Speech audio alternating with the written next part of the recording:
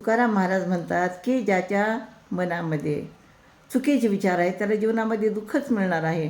म्हणून ते काय म्हणतात, चोराची या धुडका मनी वसे ध्यानी लांछन यासी आम्ही करणे काय वर्षो न्याय पर्जन्य ज्याच्या बैसे खतावरी ते चुरुचुरी दाखवणे तुका म्हणे त्याची खोडी त्याची जोडी त्या पिढी.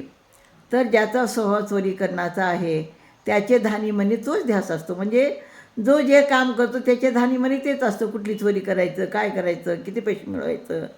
असल्या लोकांना आम्ही काय करावे, कारण आमचे बोलणे पर्जन्याप्रमाणे सहज रीतीने होत आहे. म्हणजे पाऊस जसं सहज येऊन जातो तसं आमचं बोलणं होत आहे.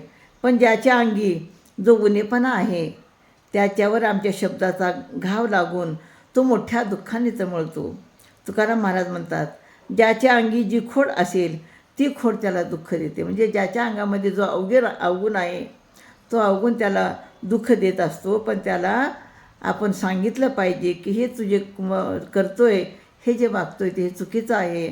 आणि म्हणून हे बोलल्यानंतर त्याला थोडंसं त्रास होतो, पण हे बोलणं गरजेचं आहे असं तुकाराम महाराज म्हणतात. रामकृष्ण हरी.